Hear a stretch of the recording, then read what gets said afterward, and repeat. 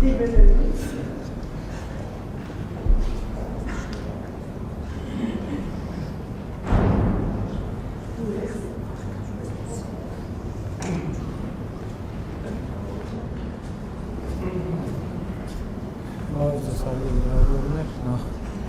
տվեք շնորհավորել ձեր եւ ձեր ընտանիքի անդամների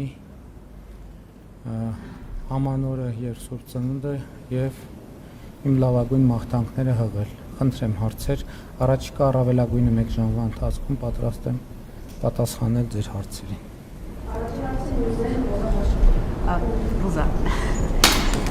Պարոն Փաշինյան, ամիսներ շարունակ, երբ որ դուք սկսեցիք եկեղեցու եւ գաղափարի հետ կապված գործընթացները, դուք այդ ամեն ինչը փաթեթավորում եք եւ արդարացնում եք որպես հայ առաքելական եկեղեցու հետևորդի գործընթացներ, այսինքն դուք այդ ամեն ինչը ներկայացնում եք, որ դուք ընդամենը քաղաքացի եք, հայ առաքելական եկեղեցու հետևորդ եք անում այդ ամենը։ Սակայն նախորդին հունվարի 4-ին ուշ երեկոյան դուք ստորագրեցիք հայտարարության տեքստ 10 եպիսկոպոսների հետ որպես Հայաստանի Հանրապետության վարչապետ։ Սրանով իրավաբաններն ասում են, որ դուք սահմանադրական կարգ եք խախտել եւ առնվազն ձեզ սպառնում է 10-ից 15 տարվա ազատազրկում։ Ինչու եք ստանձնել մի գործընթաց, որը ձեր թիկունքում հեռանկար ունենալով, որ դուք կարող եք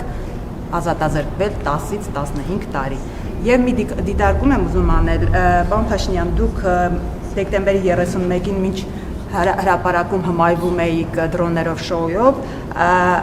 Հայաստանի շատ գյուղերի բնակիչներ, հազարավոր քաղաքացիներ, երեխաներ մթության մեջ ցուրտ տանը դիմավորում էին նոր տարին։ Դուք ստանձնել եք ավելի քան 6 ամիս, կես տարի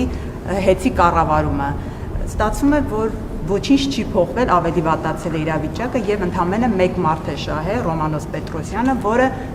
Սամվել Կարապետյանի հաշվին լավ, այսպես աշխատավարձ է ստանում։ Նախ ես կարծում եմ, որ այն փաստը, որ մարդիկ եղել են մարդիկ, որ ամանորի գիշերը անցկացրել են հոսանքազրկված բնակավայրերում, ցույց է տալիս այն կառավարման արդյունքները, որ նախորդիվ շրջանում իրականացվել է Հայաստանի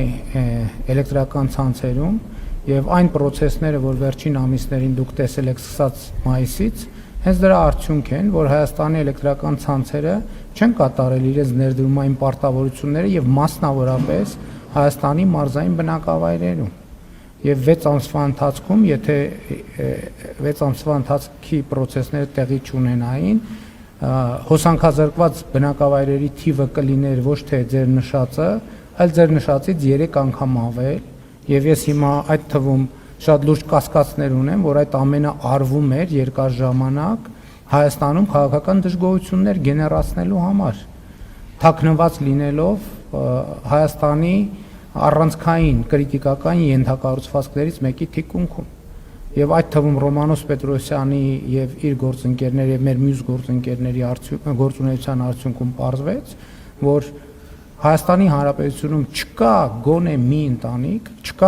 մի ընտանիք, որից այս ընթացքում Հայաստանի էլեկտրական ցանցերը նախորդող շրջանում փող չեն գողացել, շատ կոնկրետ։ Պետական հիմնարկներ, զորամասեր, այդքան խոսում ենք բանակի եւ պետության մասին, եւ այդ ամեն ինչը դրա արդյունքներ, եւ ես համոզված եմ, որ մենք ճիշտ որոշում ենք կայացրել, արդարացված որոշում ենք կայացրել։ Ես համոզված եմ, որ մենք այդ որոշումը կկարողանանք պաշտպանել բոլոր ատյաններում եւ դուք դա կտեսնեք։ Այնպես որ ես ցավով եմ եւ ներողություն եմ խնդրում բոլոր այն քաղաքացիներից, ովքեր ամանորյա գիշերը մթության մեջ են դիմավորել, ներողություն խնդրում եմ այն բանի համար, որ այդ որոշումը, որ ես կայացրել եմ մայիսին, եւ այն պետությունը, կառավարությունը եւ պետական մարմինները են որոշումները, որ կայացրել են հետագայում, այդ որոշումները չեն կայացրել 3 տարի առաջ, 5 տարի առաջ, 7 տարի առաջ։ Այդտեղ մենք սխալվել ենք եւ մենք հիմա պետքա մեր սխալները ուղղենք։ Եվ իմիջիալոց, որ ասում եք Ռոմանոս Պետրոսյանն շահել են նաեւ Հայաստանի էլեկտրական ցանցերի բազմաթիվ աշխատողներ, ովքեր երկար ժամանակ տարիներով ի տարբերություն Վերնախավի պարգևավճարներ եւ հավելումներ չեն ստացել, Ռոմանոս Պետրոսյանի գործունեության մեկնարկից հետո այդ թվում հավելումներ են ստանում եւ ընդհակառակը ղեկավար կազմը չի ստանում այնքան հավելումներ։ Եվ դուք այնպիսի բացահայտումներ կտեսնեք, Այնտեղ մարդիկ են եղել, որ տասնյակ միլիոնավոր դրամներով են հավելումներ եւ պարգևավճարներ ստացել։ Բայց ինչի՞ կառավարությունը մեկը 1000 դրամ պարգևավճար է ստանում, ամիսներով գրվում է դրա մասին։ Այդ ինչի՞ է մեր մամուլը լուր։ Հետաքրքիր է, այդ ինչի՞ է մեր մամուլը լուր։ Այդ ինչի՞ է մեր մամուլը լուր են դեպքերի մասին, երբ որ մեր հաշվի մարդիկ վարկեր են ստացել, տարել դրել իրանց անձնական, իրանց ընտանիքի անդամների, իրենց հորեղբայրների, մորեղբայրների, քեռիների, բաժանաղների, բանի բիզնեսների մեջ։ Հետաքրքիր է, այդ ինչի՞ է մամուլը տենց լուր։ Ինչի այդ տասնյակ միլիոն եւ տասնյակ միլիարդ դրամները, որոնք գողացվել են Հայաստանի Հանրապետության կոնկրետ անուն ազգանուն հեռախոսի համար ունեցող հասցե ունեցող քաղաքացիներից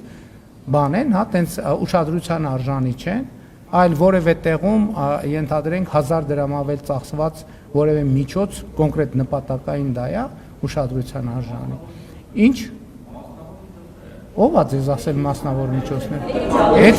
Էցի միջոցները ձևավորվում են Հայաստանի Հանրապետության քաղաքացիների, սպառողների վճարած վարձերից, վճարներից։ Հենց այդտեղ է որ այդ ամբողջ խնդիրը։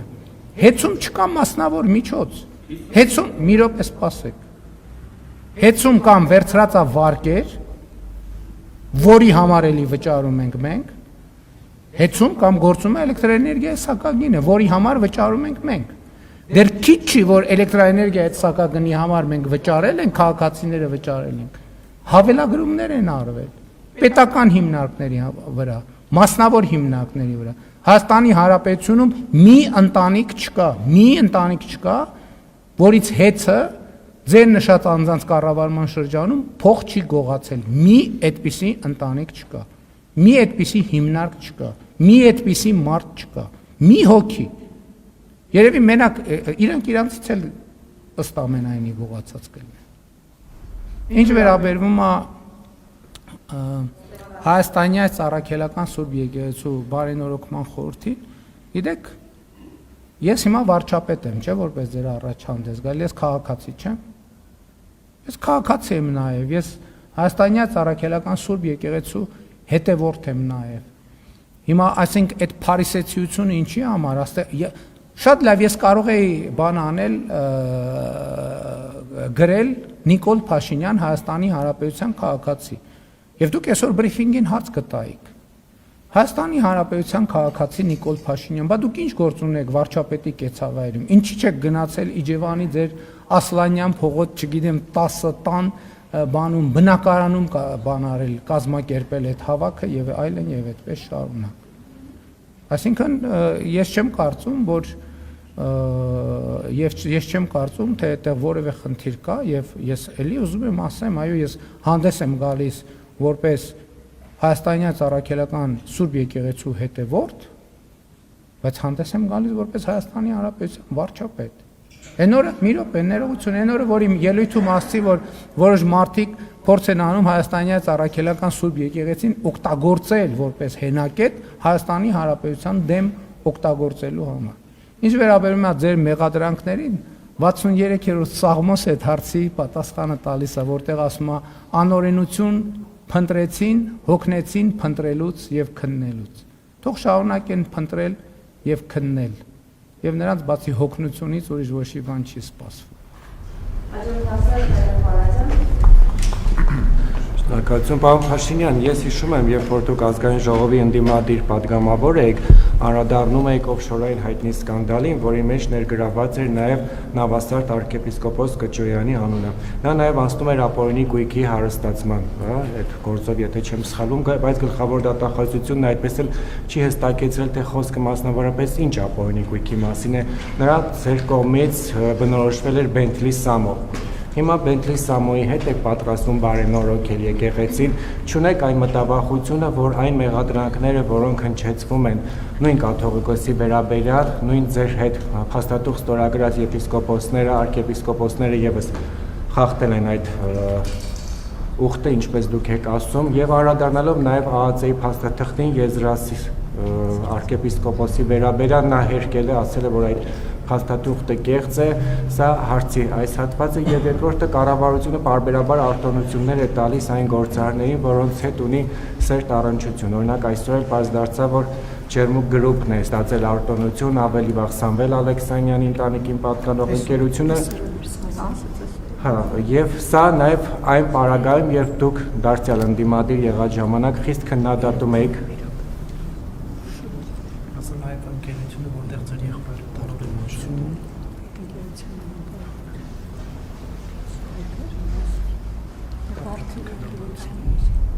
Մի րոպե, մեկ օֆշորի մասին էր, արտոնության մասին էր, երրորդ հարցը։ Ինչ արտոնություն շարունակությունը, հա, որ ասել է կեղծը,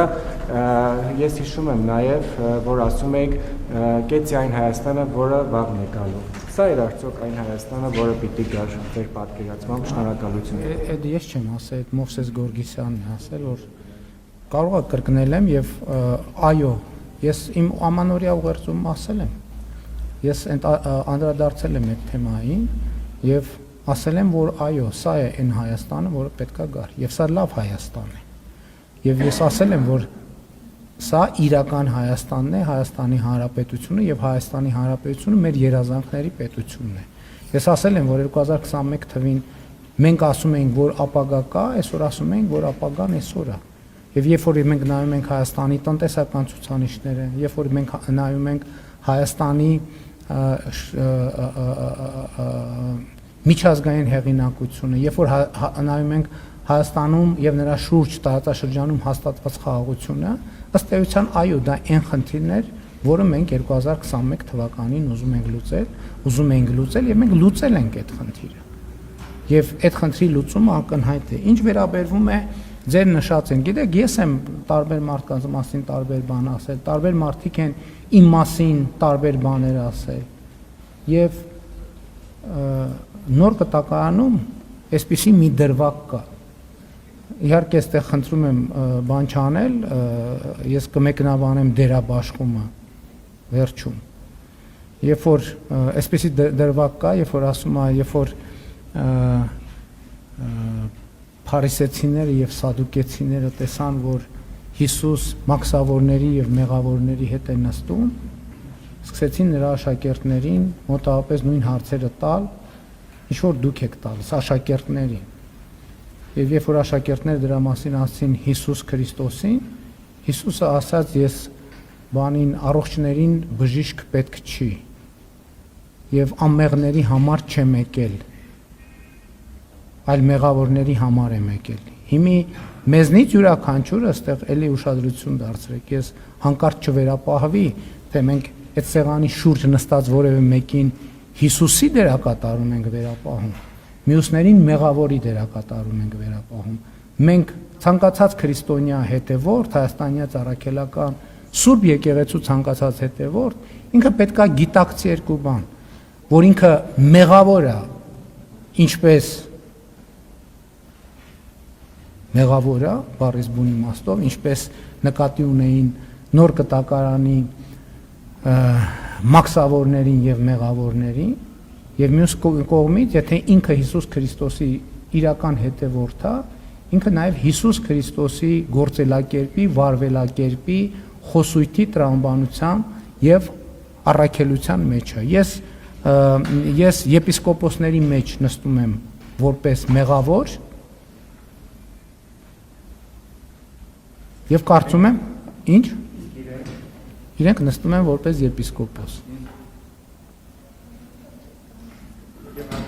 Պատկերացրեք նստում ենք։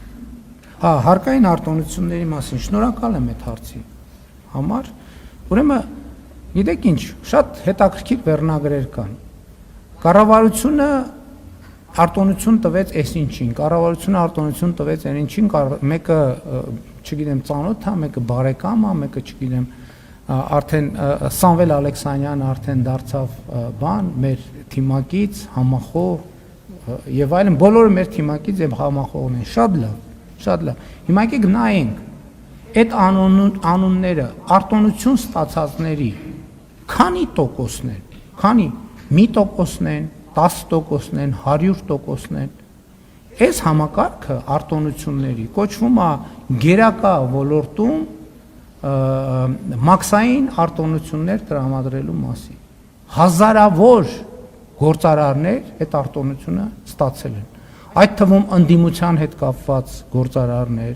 այդ թվում ընդդիմության հետ չկապված գործարարներ։ Եվ ընդ որում այս մեխանիզմը գործում է, եթե չեմ սխալվում, 2017 կամ 2016 թվականին եւ գործում է ինքնաշխատ եղանակով։ Այսինքն կառավարության կարգավորումները այնպիսին են, որ համակարգը աշխատում է ինքնաշխատ եղանակով։ Այսինքն ինչա, կա մոդուլ։ Գործարարները, ընկերությունները իրանց տվյալները լրացնում են եւ ներկայացնում են արտոնությունից օգտվելու, մաքսատուրքի հետաձգման կամ արտոնության։ Կառավարության միակ դերը ստուգելն է, իրանց դրած տվյալները համապատասխանում են իրականությանը, թե ոչ։ Եվ եթե համապատասխանում են իրականությանը, կառավարությունը իրավունք չունի այդ արտոնությունը իր իսկ որոշման համաձայն չտա։ Հիմա դուք ասում եք կամայական որևէ անուն, ստացել է այդ արտոնությունը, իհարկե ստացել է։ Չնայած էլի ասեմ, տեն շատ մանրամասներին չեմ էլ տիրապետում, որովհետև դա ինքնաշխատ համակարգ է։ Հիմա այդ ձեր նշած անունները ընդհանուր առմամբ այդ արտոնություններ ստացածների քանի տոկոսն են։ Այդ արտոնություններ ստացածների ես ճշգրիտ տոկոս չեմ կարող հիմա հաշվել ասել, բայց համոզված են 2%-ն են, 3%-ն են։ Այսինքն հազարավոր ընկերություններ ստացել են, ստանում են եւ կստանան։ Եթե այդ հազարավոր ընկերությունների մեջ կա ընկերություններ, որոնք ինձ բարեկամ են, համոզված եղեք, այդ ընկերությունների մեջ կան ընկերություններ, որոնք ձեզ են բարեկամ, ձեզ են բարեկամ, ձեզ են բարեկամ, ձեզ են բարեկամ, բացառում են։ Շատ լավ, ձեր անազգանուն կտակ եւ մենք ձեր բարեկամին կգտնենք առաջիկա, ես ամենայն լրջությամբ եմ ասում։ Ես բացառում եմ, որ այդ արտոնություններ ստացած ընկերությունների մեջ ներկաներից, այսպես ներկաներից որևէ մեկի բարեկամ չլինի։ Բացառում եմ, որ ըլնի որևէ ընդդիմադիր падգամավոր եւ ընդդիմադիր քաղաքական գործիչ, որի բարեկամներից մեկը այդ արտոնությունը տաշիր գրոպը գնացեք նայեք, քանի անգամ այդ արտոնությունից ստացել։ Էլով կա, որ հայտնի է որպես ընդդիմության շրջանակում։ Բացառում եմ որևէ ընկերություն, որ այդ արտոնությունից օգտված չլինի, բացառում եմ։ Եվ հետեւաբար կառավարությունը վերնագիր Փայլակ Ֆահրադյանի եւ մյուս լրագրողների բարեկամների ընկերություններին հերթական անգամ տվեց արտոնություն։ Այո, տվել ենք եւ ելի կտանք։ Հաջորդ հարցը եկամուտներից կգնա Փայլակին գոնե։ Այդ իր բարեկամի հարաբերությունների հարցն է, ես չեմ կարող դա կարգավորել։ Պարոն վարչապետ, դուք անդրադառնալով այն մեկնաբանություններին, որ այս օրերին հնչում են, որ դուք խախտում եք ըստ էության սահմանադրություն օրենքները միջամտելով եկեղեցու գործերին, դուք մեջ բերեցիք սահմոսներ, սահմոսով պատասխանեցիք, բայց վարչապետի լիազորությունները կարգավորվում են սահմանադրությամբ եւ օրենքներով, որոնք ըստ էության հստակ սահմանում են վարչապետի լիազորությունները։ Հիմա դուք իսկապես ձեզ չի անհանգստացնում հեռանկարը, որ մի օր ձեր եւ գուցե նաեւ ձեր որոշ թիմակիցների, որոնք այս օրերին շատ ակտիվ գործողություններ են իրականացնում եկեղեցու հետ կապված, ձեր գործողություններին կտրվի իսկապես քրեաիրավական գնահատական, այսինքն դուք այս հեռանկարը բացառում եք եւ երեք երեկոյան դուք հրապարակեցիք հերթական ռելիզը հաղորդագրությունը, չգիտեմ դուք ոնց դա կանվանեք, որ կայացել է խորհրդի նիստ, որը ձևավորել եք 10 հոգևորականների հետ եւ այնտեղ նշվեց, որ փաստորեն ճանապարհային քարտեզը, որը մինչեւ այդ եք արդեն ներկայացրել, դրա իրականացման անցնցում իրականացման հետ կապված որոշումներ են ընդունվել, եթե ես ճիշտ եմ մեջբերում, հնարավոր է մանրամասնեք ինչ որոշումներ եք կայացրել եւ ինչ եք պատրաստվում անել։ Ըստ էության կաթողիկոսը մի քանի անգամ այս ընթացքում ակնարկել է, որ նա հեռանալու մտադրություն չունի, դուք շարունակում եք նույն օրակարգը։ Ինչ գործողությունների եք պատրաստվում դիմել հոգևորականների հետ եւ որտեղ է այդ նիստը տեղի ունեցել։ Դե վարչապետի կեցավայրում է տեղի ունեցել նիստը։ Տեսեք, վարչապետի լիազորությունների հետ կապված ես ուղղակի քանի որ ձեր հարցի մասին նախապես չգիտեի, չեմ պատրաստվել, բայց ես օրինակ որտեղ է գրած վարչապետի այնտեղ որտեղ գրած է վարչապետի լիազորությունների մասին, օրինակ վարչապետը լիազորություն ունի բրիֆինգ անելու։ Կա գրած վարչապետի լիազորությունների մեջ, որ վարչապետը չէ, մի րոպե ունի, հա, հələ մի հատ կնայենք, հետաքրքիր է, որտեղ է ֆիքսված, որ վարչապետը ինքն էլ ամեն շաբաթ բրիֆինգ անելու իրավունք ունի, լրագրողների հարցերին պատասխանելու իրավունք ունի։ Ես նկատի ունեմ կառավարություն վարչապետը ես կարծում եմ, որ երկրի հանրային նշանակություն ունեցող հարցերին պետք է անդրադառնա։ Անկախ նրանից հիմա ես օրինակ վարչապետը ռիլ նկարելու եւ հրապարակելու իրավունք ունի, թե չունի։ Ինստիտուտների միջև եւ դրա համար եւ դրանով ես կամրջում եմ վարչապետի ինստիտուտը, կամրջում եմ քաղաքացու ինստիտուտի հետ, կամրջում եմ Հայաստանյան առաքելական Սուրբ եկեղեցու հետևորդի ինստիտուտի հետ, կամրջում եմ Նոր կտակարանի ինստիտուտի հետ եւ այլն, եւ կամրջում եմ աղոթքի ինստիտուտի հետ, կամրջում եմ քաղաքացու ինստիտուտի հետ եւ այլն եւ այդպես շարունակ։ Ինչ վերաբերում է թե մենք ինչ ենք պատրաստվում անել, ասում եք, որ Կտրիչ Ներսյանը հեռանալու մտադրություն չունի, մենք պատրաստվում ենք այնպես անել, որ ինքը իր մտադրությունը փոխի։ Իսկ ոչ մեկ էլ հեռանալու մտադրություն չի ուներ, մետով է ասում, որ Սերժ Սարգսյանն էլ հեռանալու մտադրություն չուներ, բայց ստիպված էր հեռանալ։ Նույնն է Կտրիչ Ներսյանը ստիպված կլինի հեռանալ։ Բայց մենք դա էլ եմ ասում, ոնց որ արել ենք, դա մենք կանենք անցնցում քրիստոնեական հանդուրժողականությամբ եւ սիրով տոգորված։ Եվ այն դեպքերում դուք նկատել եք, այնտեղ որտեղ ես հետահայաց ինքնահայեցվել եմ եւ տեսել եմ, որ մենք այդ քրիստոնեական հանդուրժողականության եւ սիրո ուղուց շեղվել ենք, ես դրա համար հրապարակային ներողություն եմ խնդրել, պատասխանատվություն եմ կրել եւ այդ թվում արդեն բազմիցս Հայաստանյան առաքելական Սուրբ եկեղեցու խորանի առաջ ծնկի եմ գալիս եւ ներում եմ հայցում իմ մեղքերի համար։ Ինչ վերաբերում է քրեաիրավական գնահատականին, Հայաստանի Հանրապետությունը ինստիտուցիոնալ պետություն է եւ համոզված եղեք, եթե իմ արարքներում կամ որևէ մեկի արարքներում, ձեր արարքներում, մյուսի արարքներում լինեն քրեական պատասխանատվության կամ քրեական օրենսգրքի արձագանքի ենթակա արարքներ, դրանք իրենց արձագանքը անպայման կստանան։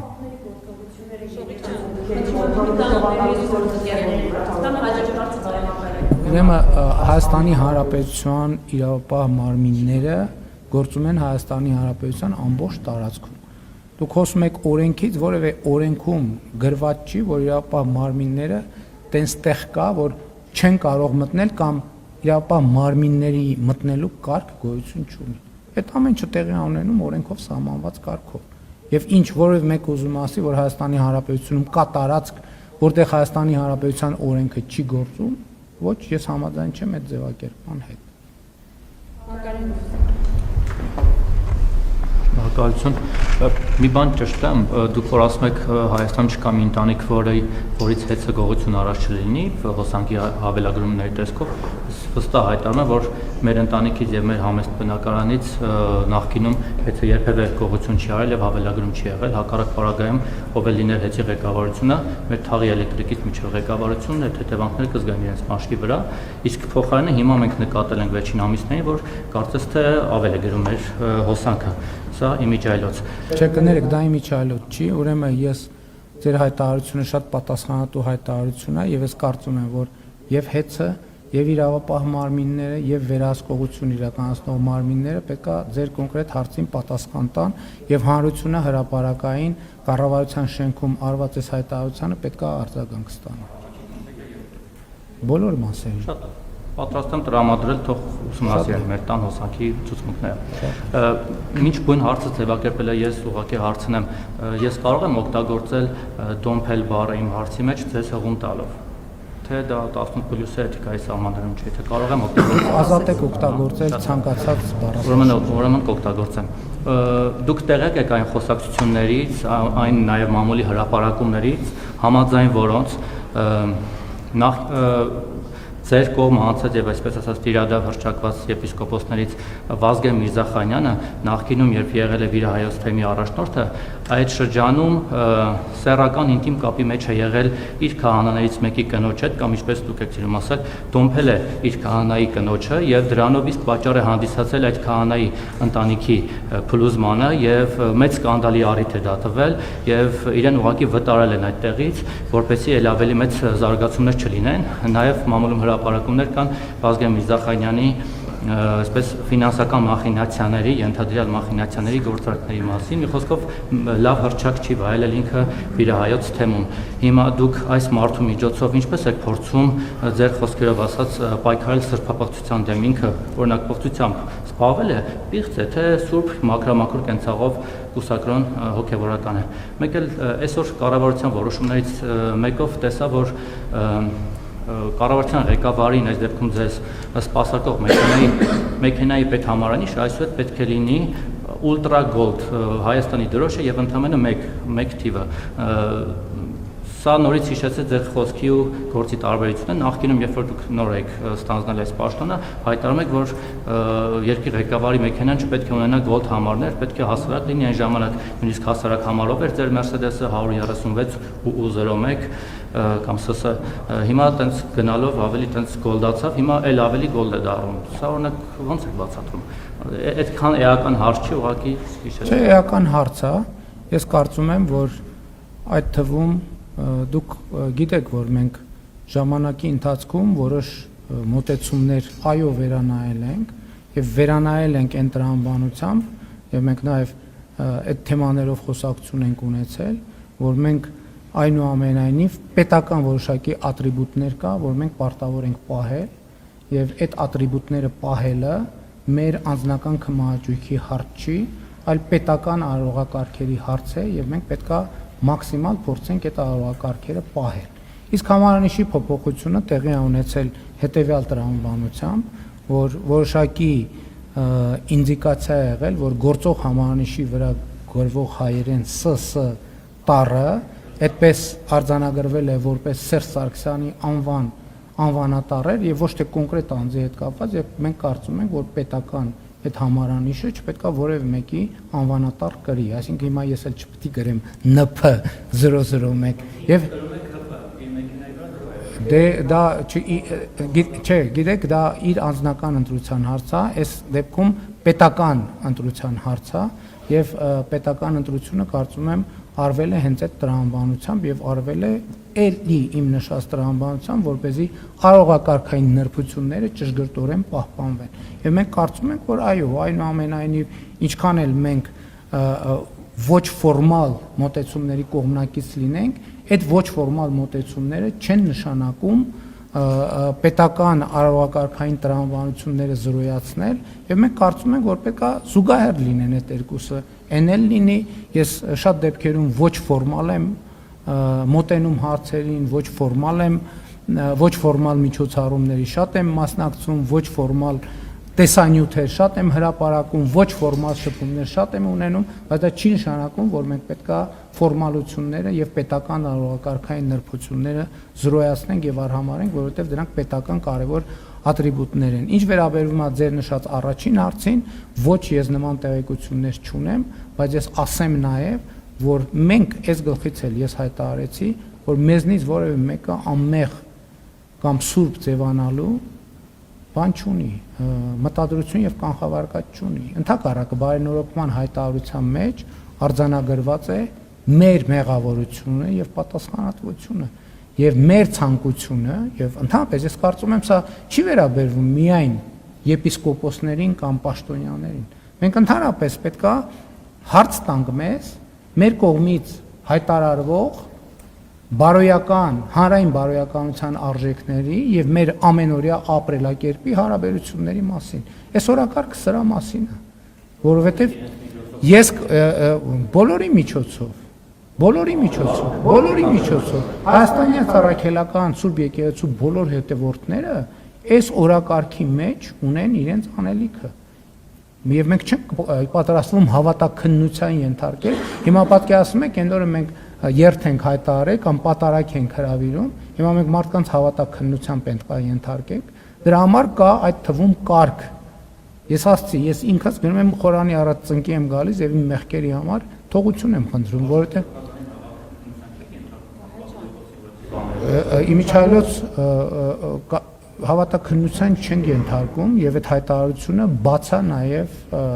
կաթողիկոսի համար, եթե ուզում է միանա այդ հայտարարությանը, կարող է ես չգիտեմ, բայց ես կարծում եմ, որ հանրությունը այդ թվում այդ եւ մնացած բոլոր հարցերի պատասխանը պետք է ստանա։ Եվ միջայլոց, եթե ուշադիր եք եղել, ուրեմն բարենորոգման հայտարարության մեջ հատուկ կետ կա, որ պետքա Հայաստանի Հայ Առաքելական Սուրբ Եկեղեցին ընդունի նոր կանոնակարգ, որտեղ պետքա ընդունվեն հոգևորականի բարեվարկության ոչ միայն կանոններ, այլև այդ ընդունված կանոնները պահպանելու մեխանիզմներ։ Սա է այդ հարցի պատասխանը։ Վարչապետ, այսօրվա կառավարության նիստին անդրադարձակ տնտեսական զարգացման ցուցանիշներին ու ուղղություններին, եթե ավելի մասնավորեցնենք, ինչ կոնկրետ գործիքակազմ է կիրառվելու, որպեսզի արտահանման ծավալները ավելացվեն։ Արտահանման ծավալների հետ կապված, գիտեք, ես թերևս էլի Արուճի օրինակը բերեմ, որ կառավարության նիստում անդրադարձած է։ Հիմա Հայաստանում արտահանման, խթանման լավագույն գործիքներից մեկը տնտեսվարողին աջակցելն է արդյունավետությունը եւ արտադրանքի որակը բարձրացնելու հարցում։ Երկրորդը քաղաքական նպաստավոր պայմաններ ստեղծելը եւ արտահանման ուղղությամբ աջակցություններ ցուցաբերելը, ինչը մենք անում ենք Եվրասիական տնտեսական միության սահմաններում արտահանման հնարավորություններ կան, մենք այսօր քայլեր ենք ձեռնարկում, այդ թվում մաքսային ընթացակարգերում աջակցելու կամ մաքսային ընթացակարգերի ծախսերը փոխհատուցելու ծրագրերի միջոցով դեպի Եվրամիություն արտահանումը խթանելու ուղղությամբ։ Հաջորդը տրանսպորտային կապուղիների բացման թեմայով մենք տեսնում ենք, որ արտահանման եւ ներմուծման նոր հնարավորություններ են բացվում եւ իհարկե ընդհանուր առմամբ այստեղ էլ կրթությունը ռազմավարությունների ռազմավարություն է, որովհետեւ նոր շուկան ինքը փակ գիրք է։ Պետք է այդ գիրքը բացել եւ կարդալ։ Որպեսզի այդ գիրքը կարդանք, պետք է այդ գրքի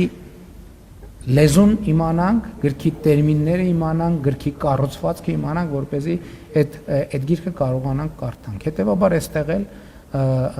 օգնելն է, աջակցելն է տեխնիկական, կազմակերպչական եւ կառավարչական կարողությունները բարձրացնելու եւ զարգացնելու հարցում։ Պարոն վարչապետ, եկեղեցու բարենորոգման այս ծրագիրը իրականացնելը արդյոք ներքին պառակտման չի տանում, որովհետև մենք դրա դրսևորումը տարեվերջին տեսանք Մայրաթոռում,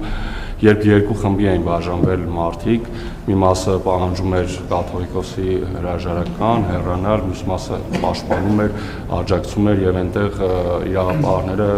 իրապարների շնորհիվ բախումներ չեղան, հնարավոր լինեին բախումներ, արդյոք ներքին պառակտման չի տանում եւ ուխտերթի ժամանակ ձեր գնահատմամբ դուք ստացաք հասարակության լայն աջակցությունը, որովհետեւ մեծ մասը, ինչպես կադրերում երևում են կամ մամուլը գրում էր, պետական ապարատի աշխատողներ էին։ Ես կարծում եմ, որ պառակտումը վաղուց է տեղի ունեցել, որովհետեւ Հայաստանի ժողովուրդը ըստ էության հեռացված է եկեղեցուց եւ Հայաստանի ժողովուրդը ավելի ու ավելի պակաս կապ ունի իր եկեղեցու հետ, որովհետեւ եկեղեցու վերնախավի գործելակերպը հենց ժողովրդին եկեղեցին մեկուսացնելն է ժողովրդից, բայց եկեղեցին առաջին հերթին ժողովրդի եկեղեցին է, ժողովրդի համար է եկեղեցին։ Եվ մենք երբ որ տեսնում ենք, հիմա ասում եք ընդհակառակը, այս process-ը մարդկանց ավելի շատ է տանում պատարակների, նույնիսկ ընդդիմադիր գործիչները խորան են բարձանում, պատարակի են մասնակցում, սարկավակ են դառնում եւ այլն եւ այդպես շարունակ։ Մեր խնդիրն է վերականգնել ժողովրդի եւ եկեղեցու միասնությունը, ինչ վերաբերվում է Սուրբ Ծննդյան ուխտերթին, ես կարծում եմ, որ այն բավական մարդաշատ էր, այնտեղ կային պետական պաշտոնյաներ, այնտեղ կային քաղաքացիներ, այնտեղ կային ինձ քանի հոգի զոհվածի մայրեր են մոտեցել այդ երթի ժամանակ, իրանք պետական պաշտոնյա չէին, մարզերի բնակիչներ են մոտեցել, մարդիկ կային արտերկրից էին եկել, որ այդ երթին մասնակցել, իրանք պետական պաշտոնյա չէին, այդ այնց որ նայենք, ես մասնակցել եմ, պետական պաշտոնյա եմ, պետական պաշտոնյա եմ, օրինակ կառավարության անդամներ եղել են, որ մասնակցել են, եղել են, պետական պաշտոնյա են, պետական պաշտոնյա են, բայց բազմաթիվ, այսինքն վարչապետը հրավիրում է երթ եւ պետական կառավարման թիմակիցները պետք է չմասնակցեն, հա, պետք է բոյկոտեն, բայց չմասնակցեն, պետք է ասեք վարչապետը երթ է հրավիրել, հլնայեք, պաշտոնյաները մի հատ էլ բան են արել, բոյկոտել են, սա նշանակում է կառավարման ճգնաժամ կա Հայաստանի պաշտոնյաներն էլ են մասնակցել, ոչ պաշտոնյաներն են, որովհետեւ կառավարության ղեկավարը մասնակցում է այդ փաստի բերումով, այսինքն իմ կոչն ա եղել, ես եմ հրավիրել, չեմ ասել պաշտոնյաները չգան, ոչ պաշտոնյաները գան։ Հաշվել եք, ով է հաշվել որ մեծամասնությունը։ Ես էլ ասում եմ, ճնշող փոքրամասնությունն է եղել պետական ապարատի աշխատող։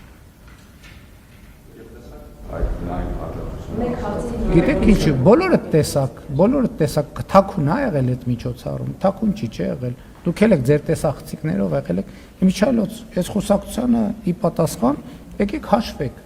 եկեք հաշվեք, քանի պետական պաշտոնյա մասնակցել, ի վերջո հրապարակային կադրերը։ Դուք էլ հաշվեք, մենք էլ հաշվենք։ Վերջում թիվը հրապարակեն, քանի պետական պաշտոնյա մասնակցել, քանի ոչ պետական պաշտոնյա չհանդիսացող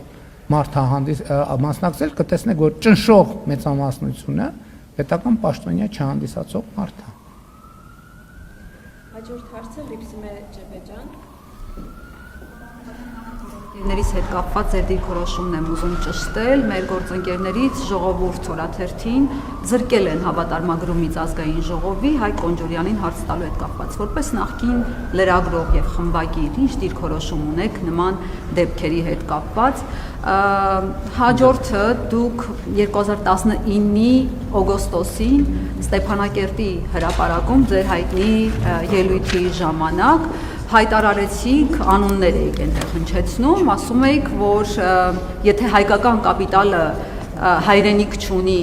ապա ինչու են Ռուբեն Վարդանյանը, Վարդան Սրմաքեշը, Սամվել Կարապետյանը միլիոնավոր դոլարների ներդրումներ անում Հայաստանում եւ Արցախում,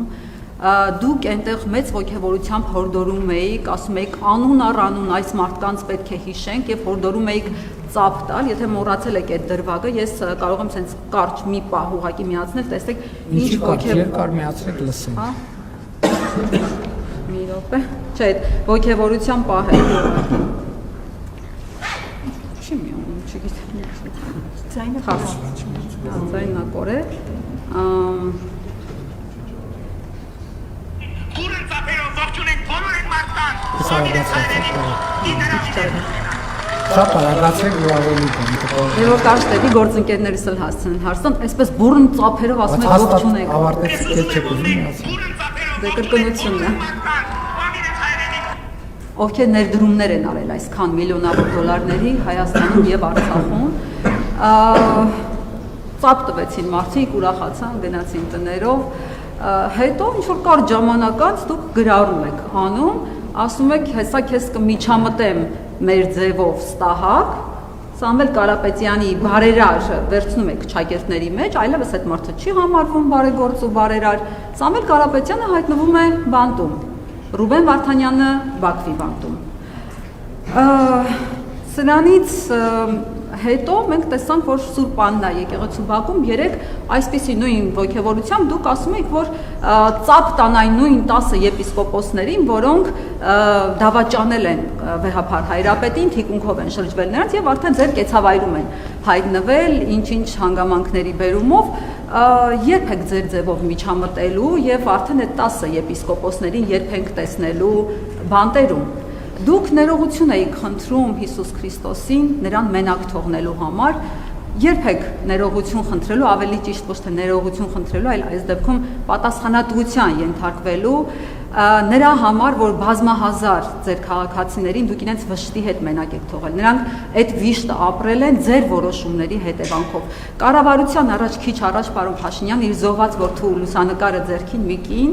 Արցունք աչքերին փափագում էր ձեր հետ հանդիպման համար, խաբեության զոհ էր դարձել, որդու գերեզմանակարի հետ կապված եւ այսպես տարբեր ատյաններով 3 տարի շրջում է արդարադատություն չի տեսնում ձեր երկրում։ Ձեր հազարավոր քաղաքացիներ չեն տեսնում ձեր ներկայությունը իրենց կյանքում լավ առումով, դրական առումով, ոչ թե բացասական։ Երբեք պատասխանատվության ենթարկելու այդ քաղաքացիներին մենակ թողնելու համար։ Շնորհակալություն։ Ուրեմն նախ ասեմ ես, որ ես զոհվածների, անհետ կորածների, հարազատների հետ հանդիպում եմ այնպիսի պարբերականությամբ, որի մասին դուք պատկերացում չունեք,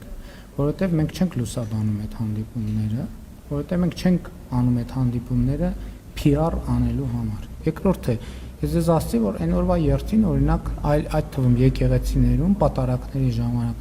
ժամանակ բազմաթիվ զոհված զինծառայողների հարազատներ են մասնակցում եւ նրանք հաճախ գալիս են իմ կոչով։ Դուք չեք նկատում այդ մարդկանց։ Ես այդ թվում ամեն օր քաղաքացիներից տասնյակ նամակներ եմ ստանում, տասնյակ նամակներ։ Եվ պատասխանում այդ նամակներին, եթե հարկ լինի դա ապացուցել, դա նաև կարող եմ ապացուցել, եւ ես բոլոր այդ մարդկանց կարիքները գիտեմ, եւ գիտեք, ասում եք, դեպքեր կան, որ վարչապետը ուզենա էլ արդարադատություն չի կարող իրականացնել, եւ դա է ինստիտուցիոնալ պետությունը, երբ որ ինստիտուտները իրենց տեղում աշխատում են։ Չնայած մյուս կողմից ես տասնյակ նամակներ եմ վերահսկագրում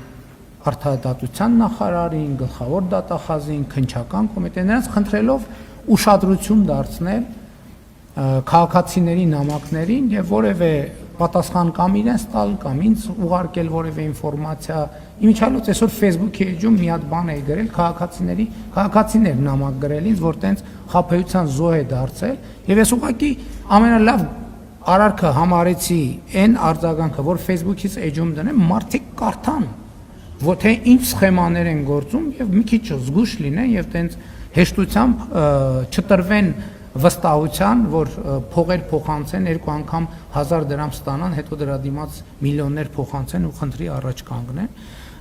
Ինչ վերաբերում է մնացած խնդիրներին, ես նկատի ունեմ ամեն օր, բառացիորեն ամեն օր, ես տասնյակ քաղաքացիների նամակներ եմ պատասխանում։ Ես առավոտյան ժամը 5-ին արթնանում եմ ամեն օր եւ իմ առաջին գործը ամեն օր տեսնել, թե քաղաքացիները ինչ նամակներ են գրել ինձ եւ ես հաղորդակցության մեջ եմ, այդ թվում զոհվածների ընտանիքների հետ, այդ թվում քաղաքացիների հետ, խաբեության զոհ դարձածների հետ։ Ես չեմ կարող ասել, որ նրանց բոլոր բարձրացրած հարցերին լուծում տալիս են, որովհետեւ հարցեր կան, որոնց լուծման հեղինակը առաջնային ես չեմ, բայց որ ես ինձնից կախված անում եմ, որպեսզի մարդկանց հարցերը լուծում ստանան։ Օրինակ կան ընտանեկան խնդիրներ, որ վարչապետը ինչ գործ ունի ընտանիքի ներսում տեղի ունեցող իրադարձության։ Մի տուն ունեն, երկու աղբեր չեն կարող կիսեն։ Դա վարչապետը պետք է գնա մեկ էլ սկսի տներ կիսելով զբաղվել։ Ես կարծում եմ, որ ոչ։ Ինչ վերաբերում է իմ ելույթին, գիտեք, այդ ելույթը հայտնի է հրապարակային, այս դրան բազմիցս անդրադարձել եմ, բայց իմիջիալոց ասեմ ձեզ, շատ լավ առիթ տվեցիք։ Այդ ամեն ինչը ես այդ թվում ինչի համար էի ասում։ Այդ թվում նրա համար, որ հավատում էի, որ ահա Հայաստանում տեղի են ունեցել քաղաքական վերափոխումներ, ժողովրդավարություն եւ կարելի է ազգային նպատակների շուրջ համախմբել Սփյուռքի ներուժը։ Հետո Սփյուռքի ներկայացուցիչները իրանք ինձ ուշադրություն հրավիրեցին մի փաստի վրա։ Ասցին այդքան, որ ասում ենք Սփյուռք։ Եկեք նայենք, ես բառացիորեն հենց Սփյուռքի ներկայացուցիչն է ինձ։ Ես հետո դրա մասին խոսել եմ հրապարակայինորեն, բայց իրանք են ուշադրությունը հրավիրել։ Եկեք նայենք 92 թվից մինչև 2018 թվականը Հայաստան համահայկական հիմնադրամը առանցքային ինստիտուցիոնալ օղակն է Սփյուռքի հանգանակությունները հավաքելու։ Ինչքան է հավաքել եւ Հայաստանում ինչքան ներդրում է արել։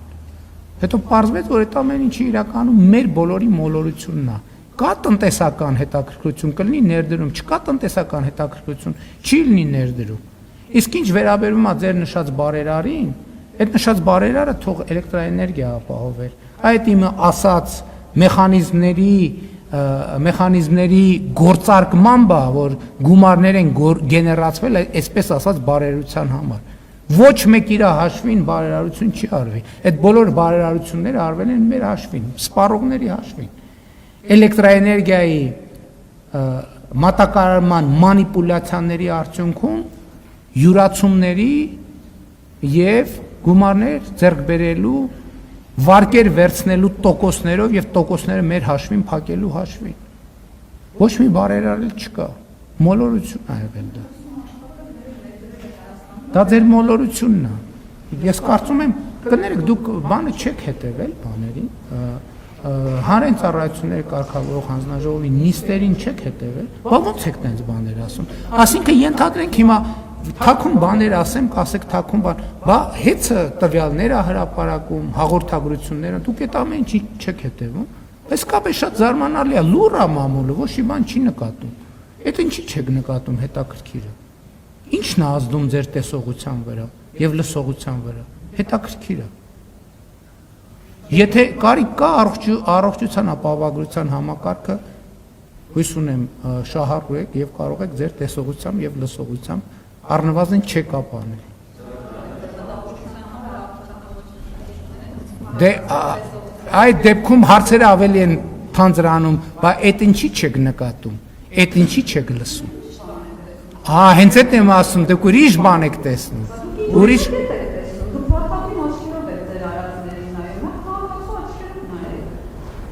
Ընդհանրապես 15 րոպե մնացել միջ ավարտը եւ 6-ից ավելի գործընկերներ ունեն։ Սա նշանակում է, որ որոշների կազմերը չեն հնչում, որովհետեւ մյուսները մարդը չեն բախում։ Ես ներողություն եմ ուզում։ Այդ իրազորներից հարցը 14 րոպե ունենք, որից հետո պետք է Դες կարծում եմ, եթե զրկել են, դրա համար հիմքեր կան։ Ի վերջո դա բանի հարց չի, դա իրավական գործընթաց է, եթե իրավական հիմքեր չլինեն, չէին անի։ Ես չգիտեմ, մանրամասներ չգիտեմ, եթե արել են, ուրեմն հիմքեր կան, եթե հիմքեր չկան, դատական կարգով թող բողոքարկի։ Հաջորդ հարցը Պարոն Փաշինյան, քիչ առաջ էլ հայտարարեցիք, որ եկեղեցին ոմանք փորձում են օգտագործել որպես հենման կետ Հայաստանի Հանրապետության դեմ գործելու համար։ Ուղիղ կասեք, ովքեր են ոմանք, եւ եթե անուն կամ փաստ չի ներկայացնում, չի ստացվում, որ մերկապարանոց հայտարարություն եք անում, եւ վերջերս ՀԱՊ գլխավոր քարտուղարը հույս է հայտնել, որ Հայաստանը շուտով կվերադառնա ՀԱՊ, նշելով, որ դրա համար կան անհրաժեշտ բոլոր պայմաններն ու նախադրյալները, ինչ որոշում կա Հայաստանը դուրս կգա ՀԱՊ-ից, թե կապասառեցնի իր անդամակցությունը։ Իմիջայլոց նախորդ հարցինի պատասխան ես չանդրադարձա, երբ որ ասում եմ, որ եպիսկոպոսները դավաճանել են Կտրիչ Ներսիսյանին։ Կտրիչ Ներսիսյանն է դավաճանել հայաստանյան առաքելական Սուրբ եկեղեցուն եւ Հիսուս Քրիստոսին։ Եվ հավատավոր հետևորդներին հայաստանյան առաքելական Սուրբ եկեղեցու։ Ինչ վերաբերվում է, գիտեք ինչ, ինչքան փաստեր են հրապարակում, էդ էլ է։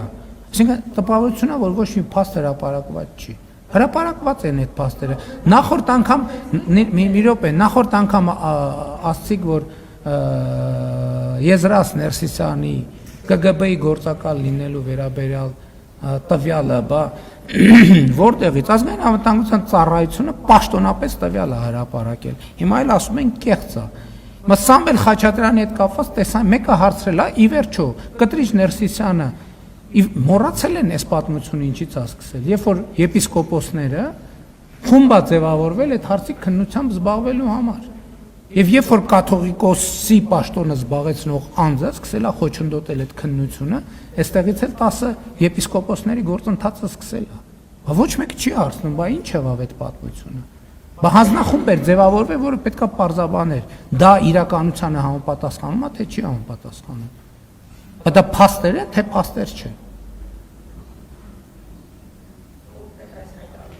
Որ հայտարարություն։ Խոսքը ասեցի, ԱԾ-ի հայտարարությունը չեք տեսել։ Ինչ փաստ եք ուզում։ Եզրաս Ներսիսյանի մասին հայտարարությունը չեք տեսել։ Ասում եմ Աշակ Խաչատրյանն էլ իր հետ կապված փաստն է հերքել, բայց դա նշանակում է դա չի եղել։ Իհարկե չի նշանակում։ Փորձաքննություն կա ի վերջո։ Պաշտոնական, արձանագրված եւ Եզրաս Ներսիսյանի հետ կապված փաստներ, դա ուղղակի արտահոսք չի, դա պաշտոնական մարմնի կողմից պաշտոնապես հրապարակված, գաղտնազերծված փաստաթուղթ է։ Դա հերքելով չի։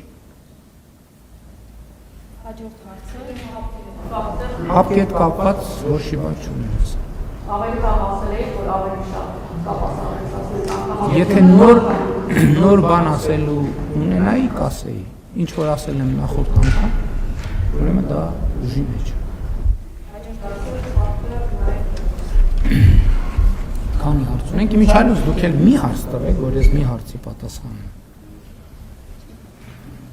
Պարոն վարչապետ, հայտնի դարձավ, որ Ադրբեջանից կրկին վարելանյութ է գալիս, սա ինչպես է լինում, կառավարությունը բենզին վարելանյութ կրողներին տեղյակ է պահել, ասել է, որ կարող եք արդեն Ադրբեջանից ձեռք բերել, ներկրել, սա արդյոք բոլոր ընկերություններին է տեղյակ պահել, գործընթացը ինչպես եղել, դա հանրության համար անհայտ է, սա կխնդրեմ պարզաբանեք եւ արդյոք Ադրբեջանն էլ հետաքրքրված է հայկական ապրանքներ ներկրելով եւ եթե այո, ապա այս փուլում կոնկրետ որ ապրանքների շուրջ քննարկումներ կան։ Փոխվարչապետերի հանդիպման ժամանակ Ադրբեջանի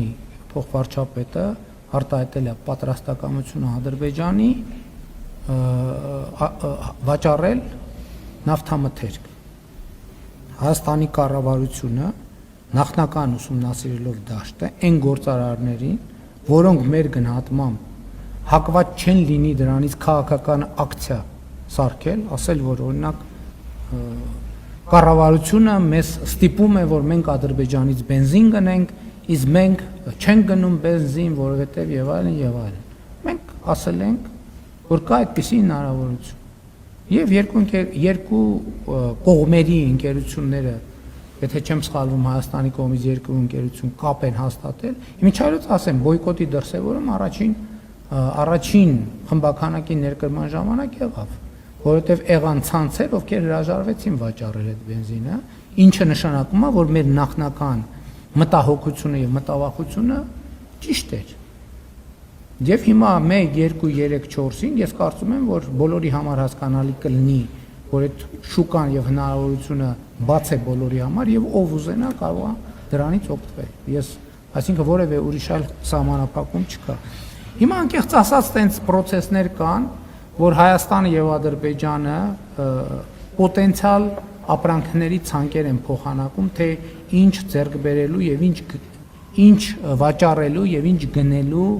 հարցում են հետաքրքրված եւ process գնում է, երբ որ նորություններ կլինեն կիմանանք։ Այսինքն կա քննարկում։ Ես գիտեմ, որ նախնական ապրանքախմբերի ցանկեր են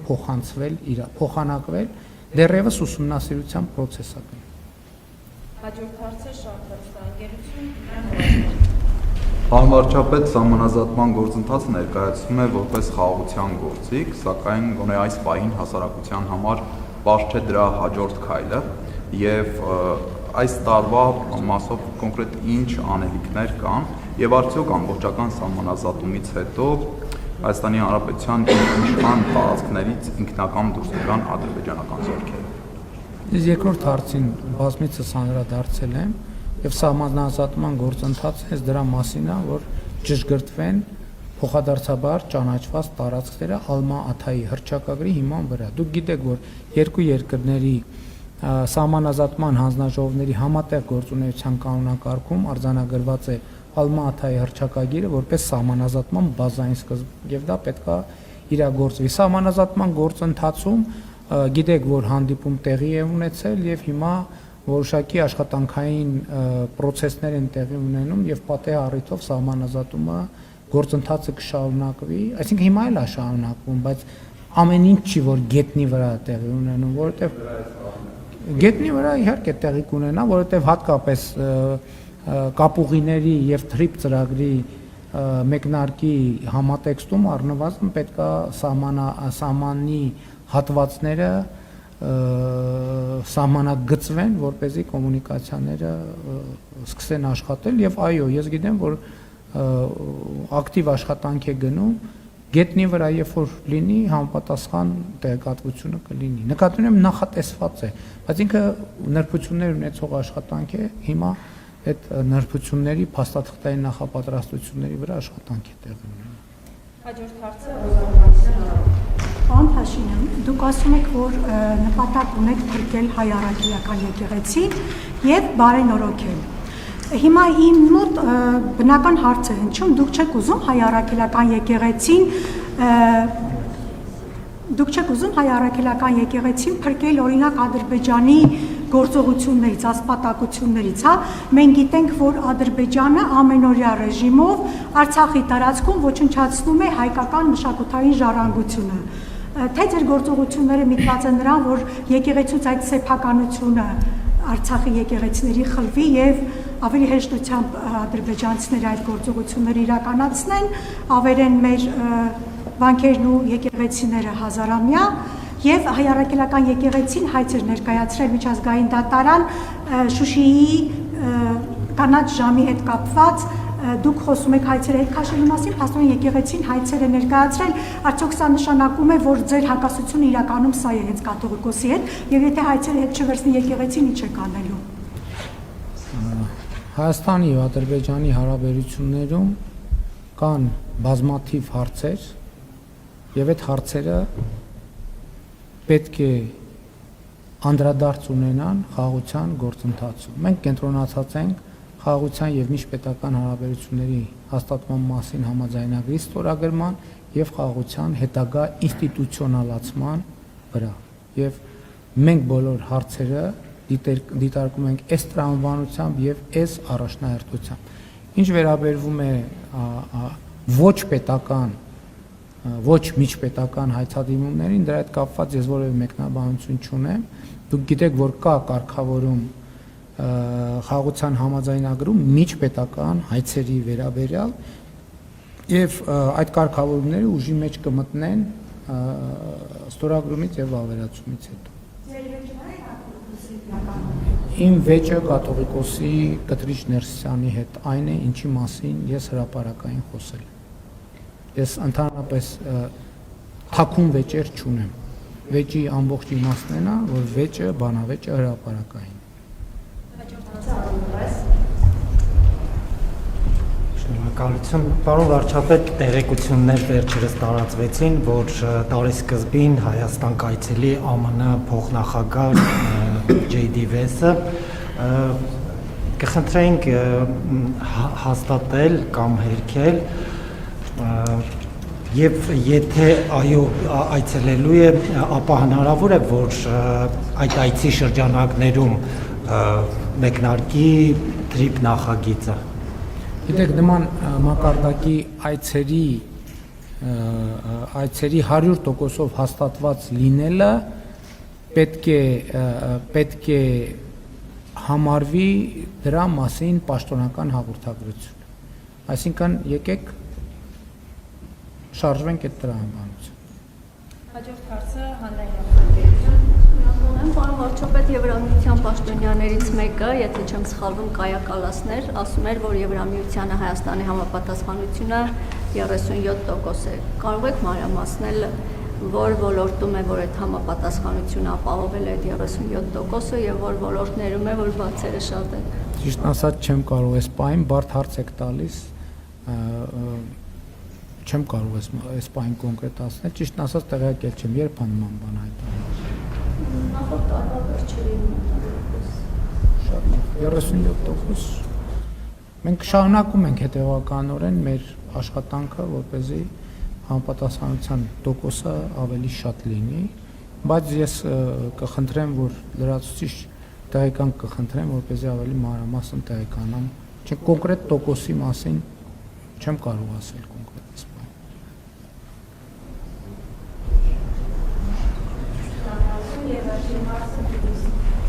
Շնորհակալություն, պարոն Փաշինյան, Հայաստանն ընդգրկվել է World Travel Index-ի ճանապարհորդության համար աշխարհի ամենապահով երկրների ցանկում եւ 193 երկրների շարքում 13-րդն ենք մենք,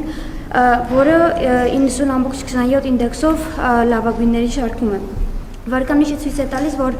այս երկրները առաջարկում են ճանապարհորդության անվտանգություն լավագույն պայմանները։ Այս ուղղությամբ ինչ է արել Հայաստանի Հանրապետությունը եւ ինչ քայլեր են շարունակվելու իրականացվել, որպեսզի մենք բարելավենք մեր դիրքերը։ Մենք շարունակելու ենք բնականաբար իրավակարգի ամրապնդման ուղղությամբ, արտաքին եւ ներքին անվտանգության մակարդակի շարունակական բարձրացման ուղղությամբ մեր աշխատանքը եւ համոզված եմ, որ այդ աշխատանքի արդյունքները, այդ դիրքերը ավելի կբարելավեն։ Շնորհակալ եմ։